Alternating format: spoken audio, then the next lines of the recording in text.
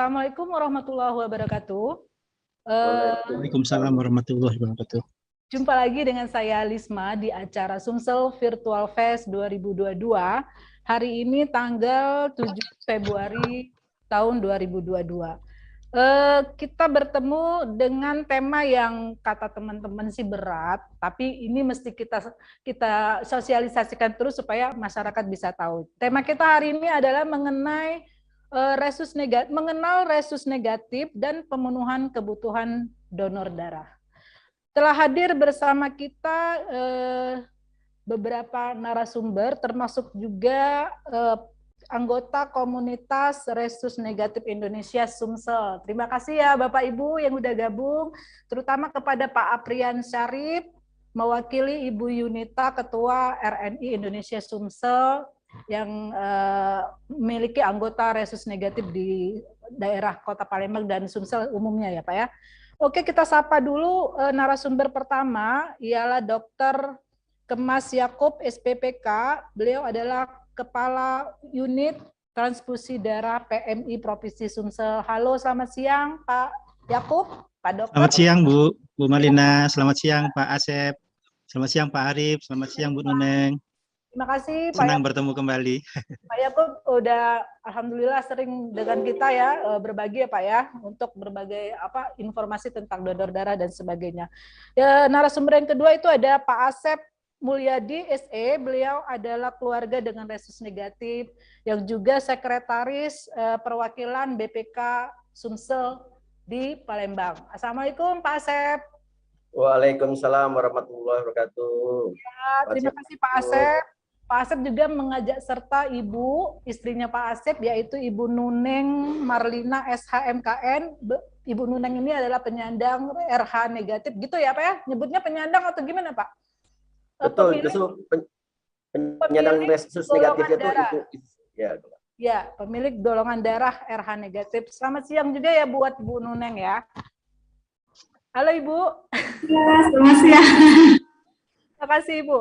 Ya, buat teman-teman dari netizen dimanapun berada, boleh misalnya ingin mengetahui lebih lanjut tentang resus negatif, bisa chat langsung di YouTube kita, di Sri Poko TV, ataupun di Tribun Sumsel, juga di Facebook dan Instagram Tribun Sumsel dan Sriwijaya Pos. Oke Pak, kita mulai dulu ke Pak Dokter Yakub ya. Pak Dokter, resus kita ini kan kalau secara umum penggolongan darah itu kan yang kita tahu tuh ya, golongan darah A, darah B, darah O, dan darah AB. Nah ternyata sampai perkembangan dari waktu ke waktu ternyata juga ada penggolongan darah, maksudnya makin populer, sebelumnya nggak terlalu populer ya Pak ya, tentang RH ini, resus negatif dan resus positif. Nah umumnya kalau saya baca-baca tuh umumnya orang Indonesia itu resus positif, dan tapi ternyata juga didapat bahwa resus negatif juga cukup banyak, tapi kalau saya lihat perbandingannya tuh 1:100 ya Pak ya, nanti Bapak boleh jelaskan lagi. Nah kira-kira Pak, boleh Bapak jelaskan dulu di tahap awal ini apa sih resus negatif itu, dan seberapa penting mengetahui apa istilahnya golongan darah resus kita ini, selain juga kita harus tahu golongan darah yang secara umum tadi ya Pak ya, yang A, B, dan O tadi Pak. Silakan Pak. Ya, terima kasih Bu Lisma. Mungkin ini secara teoritis ya, nanti bisa ditambah oleh Pak Aprianus Arif ya, Aprianus Arif dari Pak RNI ya, ya. mewakili Bu Yunita ya. Jadi resus negatif dan resus positif ini salah satu jenis golongan darah ya. Golongan darah manusia ini dikelompokkan sudah sampai 36 kelompok sebetulnya. ABO itu satu kelompok ya, ABO itu satu kelompok ya. Resus ini yang kelompok lainnya. Ada lagi kelompok-kelompok KEL, DAVI, dan sebagainya. Cuman memang itu tidak terlalu banyak digunakan. Yang paling banyak digunakan dalam kegiatan pelayanan darah itu ABO dan resus. Karena kalau ABO dan resus ini, ABO utamanya itu mempunyai antibodi dan antigen alamiah ya. Kemudian resus ini secara umum dia itu ada gen D di situ, kita istilahkan D, ada C kecil, C besar, E besar, E kecil. Nah, kalau memiliki D berarti dia ada resus positif. Sementara kalau tidak punya D besar ya, itu dikelompokkan jadi resus negatif. Negatif. Oke. Nah, di prevalensi apa populasinya atau prevalensinya untuk Indonesia ini jumlahnya di bawah 1%. Ya. Tapi kalau kita anggap saja lah 1% ya, penduduk 270 juta berarti 2,7 juta ya, lumayan banyak juga sebetulnya ya. Nah, yang terbanyak itu memang di keturunan Kaukasian atau Eropa. Itu ada literatur mengatakan 15%, ada sampai 17,3%. Itu untuk orang-orang kulit putih ya. Dan untuk Asia memang sedikit. Jadi sempat-sempat ada kadang-kadang, oh kalau resus negatif keturunan Eropa ya bisa saja sih. Tapi memang secara genetik kalau kebetulan pasangan suami istri itu pembawa sifat resus negatif, maka anaknya kemungkinan bisa resus negatif. Seperti itu. Berarti ada kemungkinan akan terus bertambah ya Pak ya, generasi yang memiliki RH negatif ini ya? Bisa saja, bisa saja. Nah, kemudian masalah resus negatif ini, selain masalah dengan transfusi darah, juga masalah dengan kehamilan nantinya. Ya, jadi akan bermasalah, bukan masalah ya, akan menimbulkan satu kondisi gangguan risiko ya, bila misalnya ibu resus negatif dan bapak resus positif dan janin yang dikandung ibu resus positif. Nah, darah dari janin tadi akan dilawan oleh anti dari ibunya itu. Nah, maka seringkali ketemu bayi yang tampak kuning nantinya. Ya, pada anak pertama mungkin tidak terlalu berat, anak kedua, ketiga mungkin lebih berat. Nah, itu masalah jadi resus ini.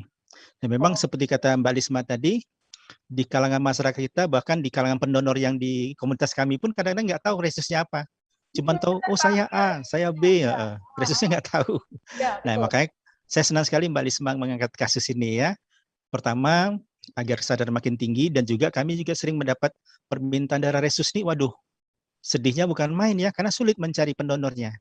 Kalau saya dapat info dari Bu Yunita yang kepala resus negatif Sumsel ini, anggotanya cuma 70. Nanti mungkin Pak Arif bisa mengkoreksi kalau saya salah ya. Cuma 70.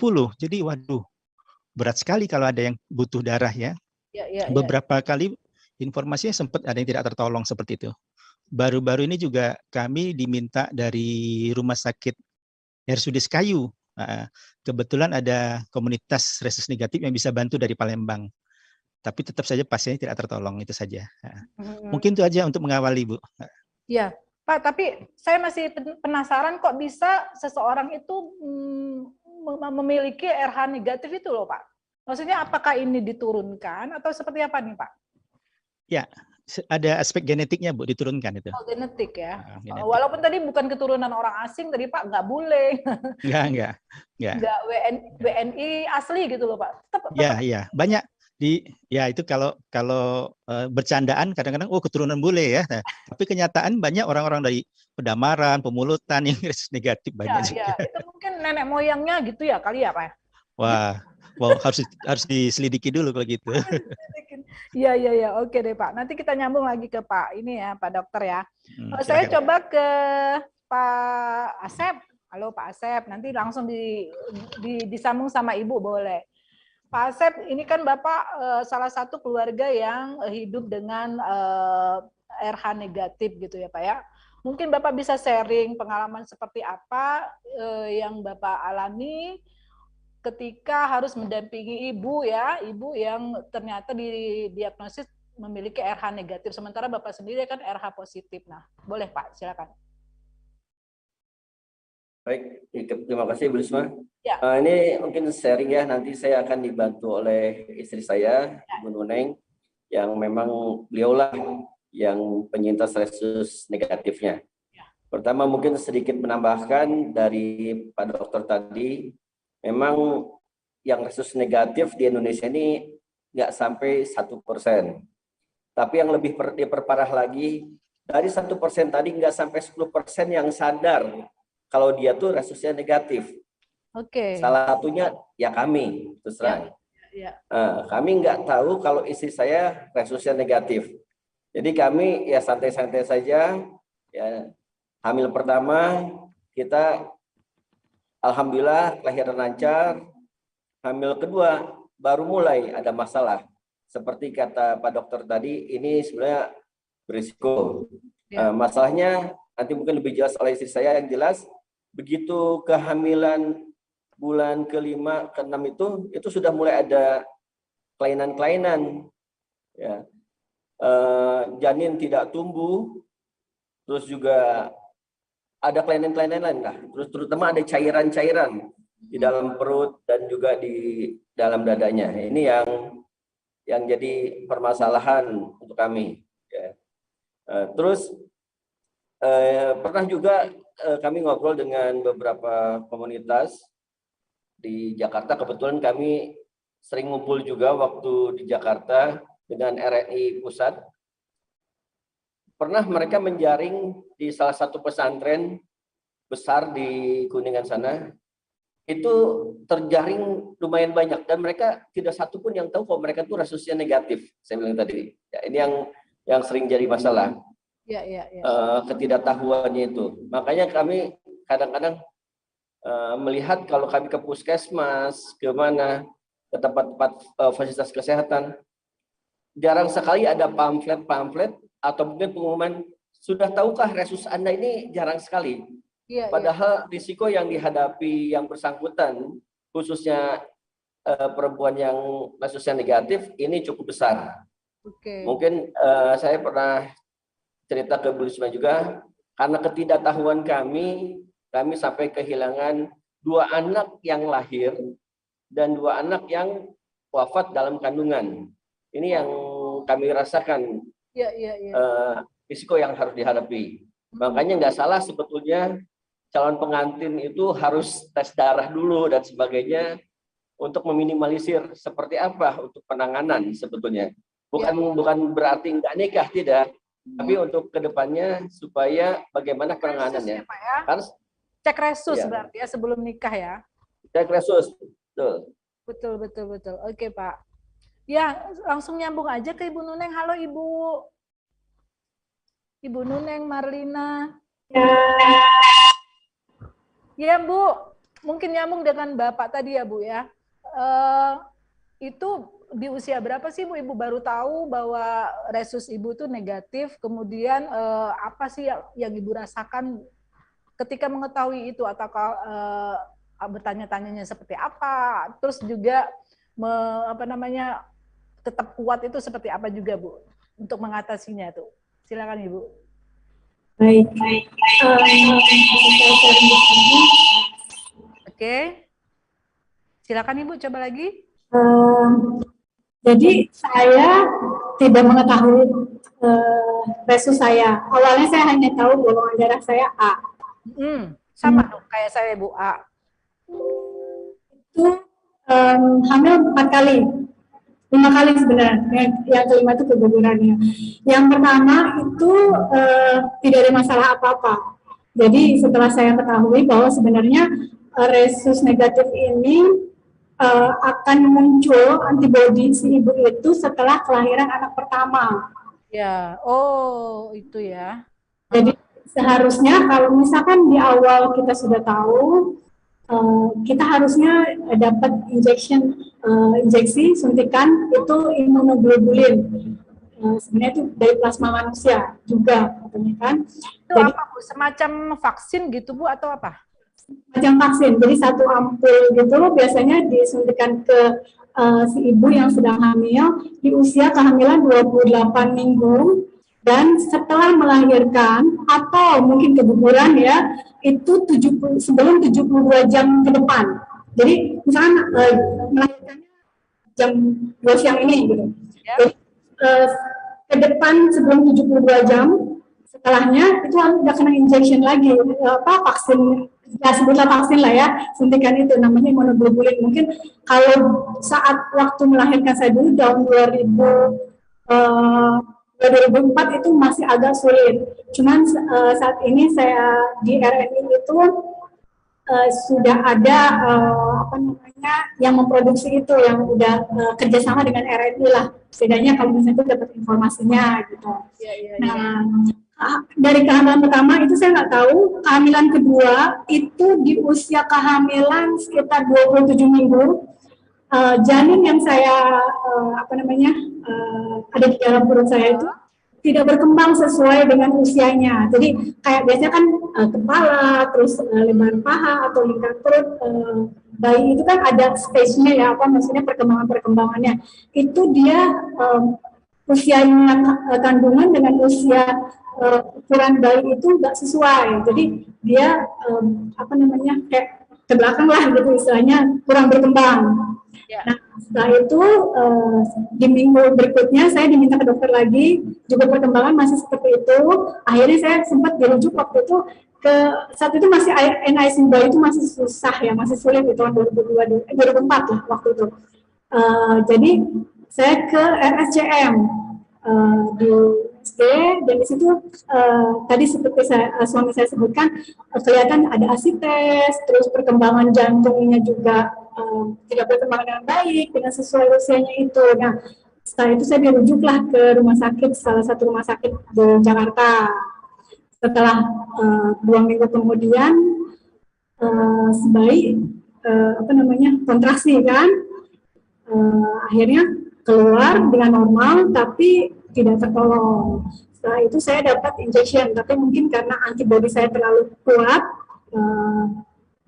untuk kehamilan ketiga itu apa namanya, karena sudah tahu ya saat melahirkan kedua itu baru tahu setelah melahirkan bahwa resus saya negatif. Dokter di rumah sakit yang swasta yang di Jakarta itu menyarankan oke, baik kita pantau gitu kan, tapi karena apa namanya mungkin juga belum rezeki ya, kehamilan saat itu 27-28 dipantau itu pun ada cairan yang sudah merembes ke jantung. Jadi saat itu oke, dipantau. Berapa itu Bu? 20. Tahun berapa itu? Kenapa? Tahun berapa itu? Itu kehamilan ketiga itu, yang kedua kan perempuan itu meninggal sudah 2004. Saya hamil lagi 2005. 2005 kan melahirkan ke 2006. Nah setelah itu pokoknya usia 27 ke 8 minggu itu cairan itu udah merembes ke jantung, cairan asitesnya. Setelah itu sempat transfusi darah ke janin. Jadi ada teknik tersendiri dokternya, 15 cm jarum seperti kayak konstabilnya gitu, kayak sedotan lah ya. Kalau ini kecil jarumnya, dimasukkan jarum lagi untuk transfusi darah ke janin. Itu sempat kayak gitu. Terus dipantau, dan kemudian akhirnya 37 minggu akhirnya disesar. Ternyata tidak tertolong juga. Ya, stasa. Terus yang keempat itu karena kita sudah tahu seperti itu triggernya, saya di kehamilan ketiga itu dapat suntikan 2 kali. Jadi pas 28 minggu dan setelah melahirkan. Tapi hamilan keempat itu di tahun 2007, di tahun berikutnya. Oke. Nah, trigger itu suami saya bilang kita coba di 4 minggu kita kasih suntikan tadi imunoglobulin itu. Kemudian di 7 bulan juga diberikan juga itu. Kemudian itu karena anak keempat itu prematur ya. Jadi setelah melahirkan disuntik lagi. Dan alhamdulillah sehat, selamat anak keempatnya. Yang keempat ya. Sekarang mungkin udah SMP ya Bu ya? SMP yang boleh kecil. Sehat ya Bu ya? Alhamdulillah sehat. Alhamdulillah. Tapi RH-nya udah ketahuan juga Bu? Golongan darah itu tapi resusnya alhamdulillah positif sih. Iya, oke, alhamdulillah. Ya, jadi luar biasa ya perjuangan Ibu ya. Walaupun hidup normal, tapi ketika ingin melahirkan ya Bu ya, suka duka dialami Ibu ya. Semoga ini menjadi pelajaran buat ibu-ibu yang lain yang mungkin RH negatif ya Bu ya. Antisipasinya harus lebih ditingkatkan ya gitu ya Bu ya. Oke Ibu, nanti saya balik lagi ke Ibu. Saya coba dulu ke Pak Aprian Sarif nih. Halo Pak. Pak Aprian. Pak Aprian Sarif, silakan Pak. Aprianus Arif, ya, ya. Oke Pak. Ya, oke. Aprianus Arif Bu, ya. Aprian Sarif ya Pak. Bapak Aprianus dari Arif. komunitas RH negatif Indonesia untuk wilayah Sumsel ya Pak ya. Boleh diceritakan Pak, sebenarnya di Sumsel ini banyak nggak sih Pak penyandang RH negatif ini, dan seperti apa perjuangan ketika para anggota ini harus memerlukan darah misalnya ya karena sesuatu dan lain dan bagaimana supaya tetap bisa bertahan misalnya dengan kayak Ibu tadi ya harus beli vaksin supaya kehamilannya tetap lancar seperti apa Pak? Ya, Boleh, terima Pak? kasih Bu. Terima kasih. Bisa dimonitor ya suara? Bisa Pak? Suara iya. Saya memang turunan sih ya, turunan dari ibu waktu itu. Oke. Tapi ibu saya sudah mengetahui resus negatifnya pada tahun 1962. Jadi waktu itu beliau melahirkan di Rumah Sakit Pertamina Parabomuli. Cuma waktu itu masih asing sih. Jadi saya sendiri juga baru tahu bahwa ketika saya sudah dewasa mau mendonor. Waktu pertama saya periksa darah O di PMI, itu biasa O. Ya. Ketika saya mau mendonor, rupanya diteliti lagi. Nah, mungkin Pak Dokter bisa kasih keterangan. Ya. Rupanya berarti ada regionnya tersendiri kalau untuk meriksa di PMI, RH. Ya. Kalau cuma region untuk golongan ABO, barangkali itu yang umum. Ya. Nah, tetapi ketika kadang-kadang orang yang O, dia belum tahu juga kalau nggak diteliti secara teliti. Nah, mungkin Pak Dokter ini bisa menyampaikan kepada PMI, kita ini resus ini seperti gunung es saya pikir. Karena banyak sebenarnya mereka-mereka ini yang sebenarnya nggak tahu, nggak tahu karena mereka tidak, ketika mereka mau menjadi donor baru diteliti. Iya, baru tahu. Jadi ketika darah ABO, ketika dia belum donor, ya masih nggak tahu. Saya juga ketika mau memeriksakan anak saya, waktu dia pertama di sekolahnya tapi begitu dia tahu bahwa ayahnya ini RH negatif, saya suruh periksa lagi. Rupanya alhamdulillah tidak. Jadi memang di PMI barangkali ada 2 region untuk meriksa darah O secara umum, AB atau OB. Tapi ada juga regionnya atau obat sejenis apa gitu untuk meneliti itu. Ya. Nah, saya juga sebenarnya anggota non-aktif sekarang untuk menjadi pendonor karena usia saya sudah 64 ya. Tapi saya tetap ikut dalam komunitas. Memang saya salut dengan teman-teman di komunitas RNI. Mereka kadang-kadang sampai ada yang berdomisili di Palembang, bersedia kadang-kadang harus ke Muara Enim menyodor, membawa badannya. Oh, Badannya ya. Karena saya dengar PMI tidak menerima kami menyimpan darah resus di PMI. Karena kami seluruh anggota komunitas ini menjadi pendonor jalan. Jadi seperti di-call, kalau misalnya diperlukan baru datang ya. Jadi kalau misalkan kalau ada pasien misalkan mau datang ke PMI minta resus barangkali tidak tersedia. Tapi dia para petugas PMI akan menghubungi Ibu Yunita sebagai ketua, maka diinfokan di komunitas kami di grup WA itu sementara. Berapa sih Pak anggota RNI Sumsel? Kalau di grup ini saya tercatat ini ada 82 anggota. 82. Tapi diyakini di luar sana masih banyak Pak ya? Mungkin banyak. Ya. Ada yang sebenarnya anaknya masih kecil kan, cuma didaftarkan orang tuanya bahwa anak saya ini. Jadi saya pikir banyak yang masih seperti gunung es lah belum terdata ini. Oke. Ya. Mungkin minta keterangan Pak Dokter mungkin Pak mengenai region itu sehingga setiap orang bisa mengetahui saya mau tes lagi saya ini jangan-jangan darah O positif atau negatif gitu. Ya, oke. Ya, sementara itu Bu, ya makasih. Terima kasih Pak Aprian Syarif. Pak Dokter, nah ini nih udah ada request pertanyaan dari Pak Syarif, Pak Aprian Syarif. Sebagai baiknya seperti apa sih Pak supaya informasi tentang RH ini bisa istilahnya tuh tersajikan dengan baik ya, karena diyakini tadi di luar sana itu banyak orang yang tidak tahu RH-nya negatif atau positif. Saya sendiri mungkin karena udah melahirkan mungkin udah tahu ya bahwa RH saya positif gitu ya Pak. Boleh Pak, silakan Pak. Pak Dokter. Terima kasih Mbak Lisma, terima kasih Pak Aprianus Arif ya. Pak Aprianus kami undang loh, rencana kami pertengahan ini mau kumpul-kumpul, mau mengajak teman-teman resus negatif untuk ke UDD PMI Provinsi Sumsel ya. Oke ya. Nanti kita susun waktunya yang pas. Siap. Kita mau membahas masalah ini. Baik, terima kasih Mbak Lisma. Jadi kalau saat ini sih kita selalu sudah pakai itu anti RH.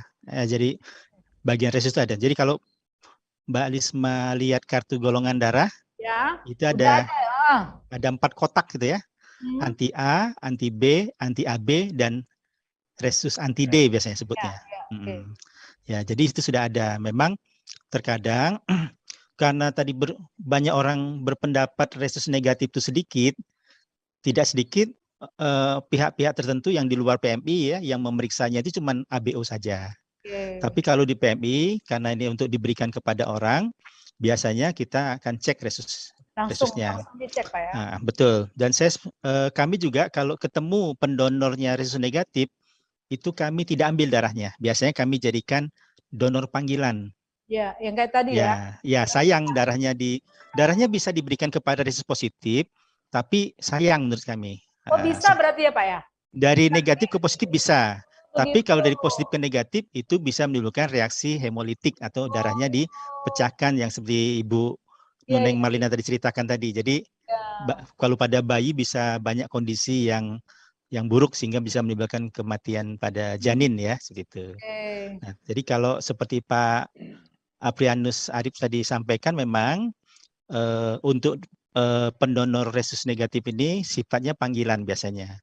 Dan saya sepakat ya, mungkin memang fenomena gunung es ya. Itu yang 82 orang itu yang terdaftar di RNI dan yang mau donor. Sebagian besar tidak mau donor. Nah, itu. Saya pernah kontak kan, ada kasus berapa tahun yang lalu sempat yang akhirnya ikut acara Kick Andy ya, akhirnya suaminya itu kita hubungi, kita kontak dari 4 orang pendonornya itu, 2 merespon, 2 lagi tidak merespon, nggak ada komentar.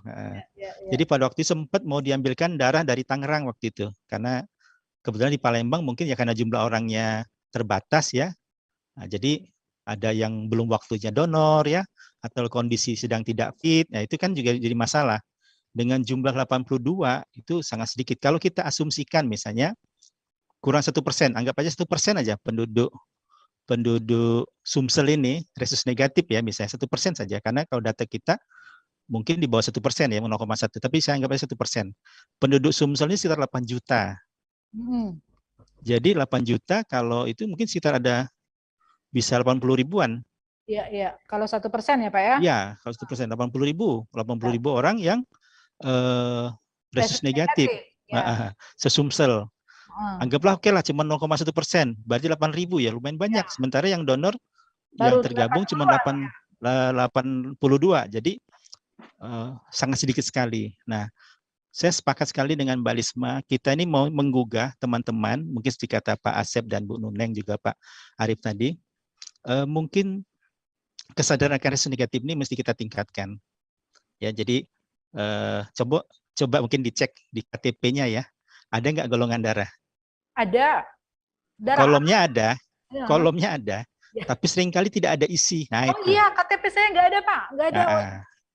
Ya sebetulnya sih teman-teman kelompok pendonor juga sudah menyarankan, Pak Yakub coba dorong ini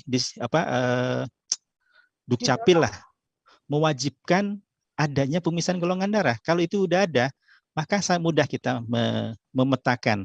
Ya, seperti saya sering cerita ya, kita petakanlah donor golongan darah sesumsel ini aja, pasti akan ketahuan itu resus negatif, resus positif, AB dan O-nya berapa persen. Jadi itu kalau lebih memudahkan kita dalam rangka mobilisasi pendonor nantinya.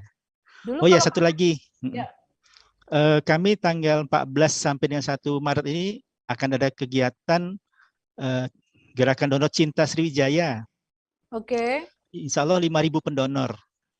berkolaborasi dengan HIPMI dan kami sendiri juga PMI bersama-sama PMI Kota Kabupaten nanti akan menjadi pelaksananya di tempat di Rumah Sakit Siti Fatimah. Siti Fatimah. Tujuannya untuk menjaring pendonor-pendonor baru, okay. pendonor-pendonor muda. Nah, itu yang penting. Tadi Pak Arief sudah sampaikan, Pak Arief resus negatif sudah nggak bisa donor lagi mungkin sekarang ya. Nah, sekarang kita harus mencari pendonor-pendonor muda untuk itu. Ya. Nah, ya itu mungkin Bu Lisma. Mungkin ini Bu ada teman resus negatif Turiko sudah bergabung. Ya. Silakan disapa Bu. Ya, boleh. Siapa tuh Pak Riko? Oke, Pak. Saya sebelum menyapa narasumber lain, saya kasih kesempatan lagi kepada netizen ya. Mungkin ada pertanyaan, mumpung ada Pak Dokter dari PMI Sumsel, juga teman-teman dari RNI, boleh bertanya kalau ada yang ingin pertanyaan. Saya coba balik lagi ke Pak Asep deh. Pak Asep sama Ibu Nuning ya. Pernah nggak pengalaman sulit mencari darah tadi, Pak Asep? Baik, makasih Mbak Lisma. Memang saat waktu kehamilan istri dulu, itu memang yang namanya ANTI-D itu masih belum resmi untuk diimpor. Jadi ANTI-D itu seperti kayak barang langka sekali. Jadi saya waktu kehamilan kedua tuh harus mencari-cari, menghubungi rumah sakit mungkin karena kebetulan saya dinasnya di BPK, saya agak lebih mudah mencari. Saya hanya menghubungi ke kantor-kantor perwakilan, tolong dicarikan RSUD seluruh Indonesia di mana adanya. Walaupun akhirnya dapatnya di Jakarta juga. Tapi susah sekali. Dan sempat yang namanya di waktu kehamilan ketiga, itu waktu suntiknya tinggal hampir 1 bulan lagi, itu ANTI-D-nya saya belum dapat. Saya baru sudah mau yang ketiga, yang kedua sudah meninggal, yang ketiga sudah siap lagi, ini ternyata ANTI-D-nya belum dapat. Akhirnya saya sampai menghampiri yang namanya BP POM, saya datangi, kenapa sih ini belum diberi izin juga dan sebagainya. Padahal ini sangat dibutuhkan. Itu akhirnya banyaknya, mohon maaf ya, mungkin zaman dulu akhirnya seludupan atau cuma sedikit sekali yang bisa kami peroleh. Itu pun hanya di apotek-apotek tertentu. Dan saking susahnya, mohon maaf, dulu tuh jadi saya seperti rujukan para dokter yang nyari ANTI-D, nyari ke saya, Bu Lisma. Ya. Jadi ada kawan-kawan yang Pak Acep bisa minta tolong tak carikan, ya saya carikan. Sebenarnya di Jakarta paling hanya 2 apotek saja yang bisa mencarikan. Apa itu namanya? Roham ya Pak ya? Roham? Ya, Rogam ANTI-D itu. Oke. Zaman dulu ya ANTI-D, bayar dulu. Sekarang udah lumayan Pak ya, mudah mencari atau masih sulit? Sekarang karena sudah kerjasama dengan RNI, alhamdulillah sudah tidak ada masalah lagi dengan yang namanya ANTI-D itu, yang Rogam itu. Ya itulah pentingnya ya untuk bergabung dalam komunitas ya. Salah satu manfaatnya itu. Iya, saya coba lagi ke Pak Yakub deh. Pak Yakub, ini kayaknya ada pertanyaan nih Pak Yakub. Ada dari Pak Andi ini ya Pak ya. Apakah sama? Apakah resus negatif itu adalah juga sama dengan kelainan darah seperti juga talasemia? Gimana Pak itu Pak? Apakah RH negatif ini termasuk golongan kelainan darah seperti itu Pak?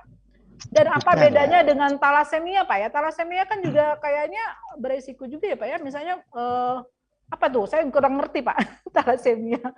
Silakan Pak. Ya. Baik Mbak Lisma. Jadi resus ini bukan kelainan darah, bukan penyakit sebetulnya ya. Ya. Jadi cuman kalau ya, Pak ya. Ya, itu kita pegang dulu. Bukan penyakit ini. Ini kondisi di mana memang ada kelainan pada genetiknya ya yang berbeda dengan kebanyakan, tapi bukan penyakit ya. Dia akan timbul masalah bila sudah terjadi darah resus negatif bertemu resus positif tadi. Ya, baik melalui proses pada janin maupun pada transfusi darah. Ya. Sedangkan kalau talasemia itu kelainan genetik yang menyebabkan umur eritrositnya itu lebih pendek karena lebih mudah dihancurkan. Ya, genetik Ya, ini Pak ya, lain genetik ya Pak, semua. Genetik Ya. semua. Jadi genetik semua. Iya. Mau tidak mau seperti itu ya. Ya kan. Nah, oke, silakan Pak. jadi kalau thalassemia tadi, dia seumur hidup mungkin harus ditransfusi. Nah, itu pada yang berat ya. Kalau yang tidak berat, yang minor mungkin relatif tidak terlalu sering transfusinya. Tapi kenapa transfusi? Karena dia mencegah terjadinya eritropoiesis efektif ya. Jadi tubuhnya mengkompensasi kekurangan darah tadi dengan memproduksi darah. Nah, untuk produksi darah itu melalui tulang-tulang pendek, tulang-tulang pipih. Jadinya seringkali pertumbuhannya tidak terlalu baik gitu pada penderita thalassemia. Nah, dan juga darah tadi masuk dalam tubuhnya dipecahkan itu menimbulkan timbunan besi. Makanya sering-sering penderita thalassemia itu warna kulitnya agak lebih gelap. Seperti itu. Dia harus dikeluarkan besinya. Kalau dulu dengan desferoxamine itu harus pasang semacam alat suntik ya. Nah, itu untuk mengeluarkannya, untuk mengikat besinya itu dikeluarkan. Tapi kalau sekarang sudah ada bentuk tablet ya, Deferasirox sama Deferipron ya, ada yang lain seperti itu. Nah, jadi sebetulnya kalau masalah resus negatif ini sebenarnya bukan satu hal yang seperti tadi, orangnya kalau resus negatif tetap hidup sehat sebetulnya, tidak masalah ya, tetap bisa aktivitas sebagainya, tidak ada masalah. Nah, cuman kalau dia mendapat darah resus positif, itu akan menjadi timbul reaksi baru di situ. Ya Pak, saya kasih kesempatan buat teman-teman yang ada di Zoom, ini ada beberapa anggota ya, anggota RNI yang mungkin ingin bertanya ke Pak Yakub, silakan saya kasih kesempatan. Sebelum nanti kalau ya. Mbak, ini ada Mbak Lici Murniati. Ada Mbak Lici Murniati, Ketua RNI Indonesia. Silakan Mbak Lici. Oh, Mbak Lici. Saya baca artikel Mbak Lici. Silakan Mbak Lici. Sorry ya, saya lagi nyetir. Ya. Halo Mbak. Saya baru dikasih tahu ada Zoom ini. Tentunya senang sekali ada sesi-sesi informasi, sesi-sesi buat sosialisasi tentang resus negatif. Karena pada akhirnya sekarang saat ini kebutuhan resus negatif itu semakin banyak. Berarti sebenarnya masyarakat Indonesia itu banyak yang resus negatif. Hanya belum banyak yang mengetahui. Tadi sih mau menambahkan aja dari yang Pak Asep, kebetulan Pak Asep, Mbak Nuneng itu kan anggota kami dan ceritanya lumayan inspiratif ya. Cuma mau menambahkan, mungkin mengkoreksi aja sedikit untuk suntikan namanya imunoglobulin anti RHD. Jadi kalau yang tadi itu hanya merek dagang, which is sudah tidak beredar di Indonesia. Ada merek lain yang saat ini beredar di Indonesia. Jadi kita juga mau apa ya? Banyak orang karena mungkin dulu itu pakai rogam, jadi selalu even dokter aja banyak kasih resep tulisannya rogam, padahal mereknya udah nggak ada di Indonesia. Oh gitu. Jadi merek yang saya sebutin tadi ya. Sebenarnya punya imunoglobulin anti RHD. Nggak masalah sih Mbak, karena memang kebanyakan dari yang umum itu memang orang taunya rogam, padahal itu ada itu hanya merek sebenarnya. Makasih Pak koreksinya. Ya, kira-kira gitu aja. Kalau mau yang lain-lainnya mungkin saya serah kembali kepada narasumber aja. Nanti kalau memang ada yang mau bertanya atau mau menggali lebih jauh tentang resus negatif Indonesia, dengan senang hati saya bisa menambahkan. Ya. Terima kasih Mbak Lucy ya, Mbak Lici ya, Ya, makasih sama-sama. Ya, saya coba lagi ke Pak Yakub nih. Bagi dulu, kalau wong libur bagi 4. Ya, Pak Yakub untuk solusi ya untuk RH negatif ini ya. Memang satu-satunya cara memang harus periksa darah ya dok ya, harus mendonor tadi ya dok ya. Atau ada cara lain? Saya setuju dengan Pak Asep ya. Mestinya sebelum nikah periksa semua. Iya, itu tadi ya. Ya, itu ya. Ya walaupun kemana tuh, Dok? Periksanya kemana? Kalau untuk pranikah bisa ke laboratorium untuk ke rumah sakit ya. Tapi kalau mau donor ya kita ke PMI nanti, ke UDD. Sebenarnya kalau cara mudah dan murah donor ya, Dok ya? Sama aja sih, Bu. Boleh, Dok, boleh nggak aku interupsi sedikit? Boleh coba, Mbak Lisi. Ya, silakan. Ini berdasarkan pengalaman ya. Jadi ini yang kami sharing ini benar-benar pengalaman. Kami selalu sarankan kenapa setiap member baru ataupun orang yang tiba-tiba menginformasikan kepada kami, Bu, ataukah admin saya resus negatif. Selalu kami akan menanyakan apakah sudah pernah mendonor. Kadang-kadang ada yang kesel sih, karena merasa emangnya harus mendonor menjadi anggota resus negatif Indonesia. Bukan itu masalahnya. Yang sepanjang kami ketahui selama ini yang terjadi adalah orang kadang-kadang mereka hanya tes sebentar. Terus karena sifatnya tuh agak sensitif pemeriksaan resus negatif, jadi selalu kami sarankan untuk menjadi pendonor. Kenapa? Karena dengan mendonor screening darahnya lebih akurat. Kalau memang nggak mendonor, kami minta mereka cek ulang sampai 2-3 kali. Karena yang terjadi beberapa kali, even di rumah sakit maupun lab swasta, puskesmas apalagi, sering terjadi kekeliruan tes resus negatif. Ketika mereka mengaku resus negatif karena dengan pemeriksaan baru sekali, itu kami agak meragukan, mohon maaf, akurasinya, apalagi kalau bukan di PMI. Karena selama ini yang terjadi, beberapa lab swasta akan konfirmasi hasil tesnya itu ke PMI untuk pengecekan screening lebih detail untuk resusnya. Jadi selalu kami sarankan untuk tes ulang kalau memang mengetahui resus negatif. Jangan sekali tes. Berarti kira-kira itu. Berarti kita udah dapat ini solusi ya, berarti untuk mengetahui ya salah satu jalan yang paling efektif ya Pak ya Dok ya. Seperti yang dibilang Ibu Lisi tadi adalah memang mendonorkan darahnya dulu ya Pak. Jadi mungkin kayaknya untuk saat ini solusinya itu ya Dok ya. Karena pengalaman pertama saya tahu resus negatif itu pun saya karena donor darah. Setelah sekian tahun saya taunya saya resus positif. 2 kali tes saya mendapatkan kartu golongan darah resus positif. Ketika saya donor darah, seminggu kemudian saya mendapat telepon dari PMI.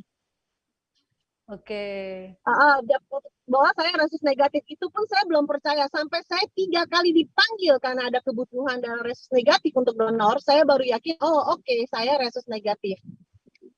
Jadi kami sarankan untuk tes ulang. Lah, kita bukannya memaksa atau apa untuk orang mendonor ya, karena itu kan panggilan masing-masing pribadi manusia ya. Jadi tetap kita minta tes ulang 2 atau 3 kali. Ya, itu yang. Makasih masukannya Mbak Lisi. Berarti ini salah satu pengalaman ya. Mbak Lisi sendiri dites itu 2 kali positif, tahu-tahu yang ketiga baru negatif ya. Gitu ya Mbak Lisi ya? Iya. Ya, kita hampir masuk di akhir bincang-bincang kita. Saya coba lagi ke Bu Nuneng lah. Bu Nuneng deh. Bu Nuneng. Ya, Mbak. Ya mungkin bisa kasih pesan-pesan ya buat teman-teman di luar yang mungkin saat ini sedang hamil, kemudian memang RH negatif, juga mungkin buat ibu buat teman-teman juga yang selama ini cuma tahu golongan darahnya darah biasa, nggak kelihatan RH negatifnya. Boleh Ibu kasih saran buat teman-teman kita. Silakan Ibu. Saran saya sih sebenarnya sama kayak tadi Ibu Lucy, sebelum nikah ya dikenali resusnya, dikenali darahnya, karena kita nggak pernah tahu kan. Tapi kalau udah keburu hamil, insya Allah kalau misalkan udah tahu treatmentnya, seperti saya tadi sampaikan, mungkin ke ginekolog yang lebih expert lah ya, mungkin atau bisa komunikasi dengan masuk dengan grupnya resus negatif komunitas kita, resus negatif Indonesia, bisa kita saling sharing. Biasanya juga kita ada WhatsApp grup juga untuk sharing ya Bu Lici. Kita bisa saling bertukar info seperti apa treatmentnya. Jadi nggak usah takut karena ini bukan suatu penyakit, karena ada treatmentnya aja gitu yang memang khusus gitu untuk yang wanita hamil gitu. Kalau untuk kehidupan biasa-biasa kita sama seperti biasa gitu ya insya Allah. Oke. Saya kembali ke Pak Dokter Yakub. Pak Dokter, mungkin ada pesan kembali untuk teman-teman yang kita kan masih dalam pandemi nih, untuk kebutuhan darah itu seperti apa, dan juga itu tadi untuk teman-teman yang RH-nya negatif, seperti apa prosedur bila ingin membutuhkan darah dan sebagainya. Silakan dokter. Baik, terima kasih Mbak Lisma. Jadi pandemi ini memang suatu tantangan bagi donor darah sendiri ya, karena sebagian orang mengkhawatirkan. Tapi pada prinsipnya tetap silakan donor darah dengan memperhatikan prokes ya. Jadi kalau badan terasa demam di atas 37,5 ya stop lah, jangan datang ya. Terus juga kita akan lakukan screening suhu ketika masuk ke tempat donor darah, dan kita akan diperiksa oleh perawat maupun dokter yang ada di UDD. Terus kemudian juga kalau untuk permintaan darah, sebetulnya ini mungkin kami berusaha mengedukasi ya rumah sakit dan teman-teman dan UDD. Jadi yang ngurus permintaan darah itu mesti rumah sakit, bukan keluarga pasien. Iya benar. Ya, ya jadi saya kadang-kadang bingung. Kalau ada yang minta, selalu saya tanya rumah sakitnya di mana. Nah gitu ya. Nah ini mungkin kerjaan masih beberapa tahun lagi baru bisa tercapai hasilnya ya. Tapi saya tidak segan-segan mengedukasi rumah sakit, bank darah. Kan secara peraturan ada PP nomor 7 2011, itu rumah sakit harus punya bank darah. Iya.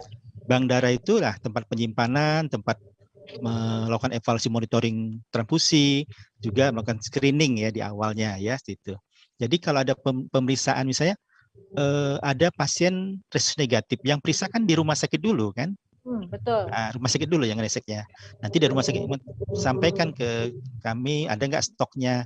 Kami jelas untuk resus negatif tidak punya stok, tapi kami akan menghubungi komunitas maupun ada yang tergabung di resus negatif kami akan hubungi. Nah itu, jadi sifatnya donor panggilan. Karena tadi sayang darahnya kalau diambil. Darahnya bisa diberikan kepada yang resus positif, tapi sayang kami lebih fokuskan untuk panggilan saja. Yeah. Jadi seperti itu permintaannya. Jadi harapan kami sih ke depan ya urusan darah nih ya urusan rumah sakit lah yang kira-kira mengkomunikasikan dengan UTD dan sebagainya. Dan kami juga berupaya mengajak sebanyak-banyaknya ya. Makanya kami dari Gerakan Cinta Sriwijaya yang nanti insya Allah tahun 14 ini asal tidak terhalang oleh COVID ya ini. Saya juga khawatir nih ini lagi naik-naiknya, jangan-jangan bisa batal nih. Iya Pak, benar. Ya ini juga khawatir karena target kami kan 5.000 selama 2 pekan ini ya, sekitar 300-an sehari. Waduh 300 sehari ini gimana ini takutnya ya. Ya semoga aja bisa lancar lagi. Kami berharap kita banyak menemukan pendonor-pendonor baru. Ya. Termasuk yang RH negatif. Termasuk resus negatif juga. Ya. Kita berharap situ. Makanya kami berharap pertengahan Februari ini kami bisa ketemu dengan Pak Aprianus Arif dan teman-teman Bu Yunita ya. Mungkin bisa lewat Zoom kalau itu ya. Kita pengen cari apa sih solusinya, apa sih masalahnya. Mungkin kita bisa juga secara Zoom dengan Bu Lisi nanti yang pusat ya nantinya. Kita pengen tahu ini kita harus selesaikan masalah ini ya. Karena kalau sudah dapat orang butuh resus negatif, sudah saya kontak ini nggak bisa semua, bingung kita. Wah mau gimana? Tak tertolong tuh sedihnya bukan main Bu. Kami biasanya kalau koordinasi kami biasanya kami arahkan permintaan lintas kota. Ya, karena ya. Kita sudah ada di seluruh Indonesia. Jadi betul, kita usahakan dapat gitu loh. Betul. Iya, memang akhirnya lintas kota pernah dulu minta ke Tangerang sebagainya, tapi memang akhirnya saya nggak tahu ada kendala-kendala apa yang kadang-kadang tidak bisa berjalan ya. Nah, seperti itu. Ya itu mungkin banyak banget yang harus dibahas sebenarnya. Siap. Nanti kita bisa diskusikan Bu Lisi. Saya pengennya kita cari solusi nantinya. Ya itu. Jadi kira-kira kita mengharap sih makin banyak orang yang mau donor, mencapai 2% saja dari populasi. Kayak Kota Palembang itu 1,7 juta, 34.000 donor tetap, pendonor sukarela. Insya Allah kita aman darahnya. Nggak lagi ada. Sekarang berapa posisinya Pak? Sekarang ini cukup semu ya. Cukup tapi semu artinya. Ini saya bukan bicara resus negatif saja ya. Resus negatif jelas agak berat ya, lebih berat lagi. Yang darah yang biasa positif aja itu kita terpenuhi karena ada donor-donor pengganti, bukan donor sukarela. Ini kepengennya donor tetap yang sukarela ya Pak ya? Ya sukarela. Jadi nggak pusing-pusing lagi. Ya arahnya ke situ. Ya, cuma ini proses ya. Mungkin nanti bisa Tribun juga bisa bantu. Tribun kan waktu itu mau bulan Desember ya. Sebentar, Ini kita gabungkan. Silakan. Oke. Sebelum kita tutup, apakah masih ada yang di Zoom ingin bicara, menyampaikan aspirasi? Mau menanggapi. Ya, Pak Sarip ya. Silakan Pak. Terakhir ya Pak. Ini Bu. Ya, gini Pak. Mohon maaf. Ya, begini Pak Kemas. Jadi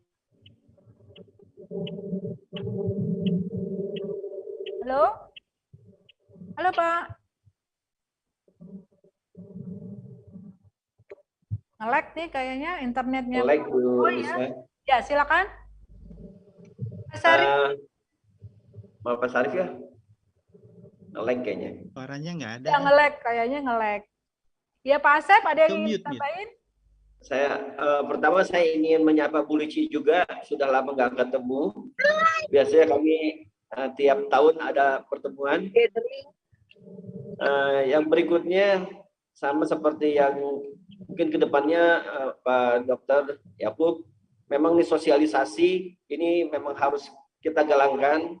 Ya seperti saya katakan tadi, sederhana saja di sekolah-sekolah perlu kita sebarkan, jangan-jangan mereka nggak tahu resusnya itu apa.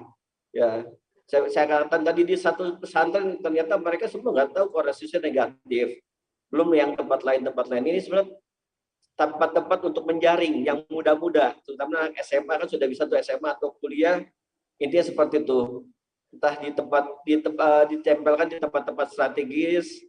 Ya mungkin apalagi kalau sudah kita tahu, biasanya seperti kata Pak Yakub, di kita ini banyaknya, mohon maaf nih, keturunan Arab, keturunan Chinese ini dan Eropa ini biasanya lebih mayoritas dibanding yang pribumi biasalah yang nggak ada silsilah ke atasnya.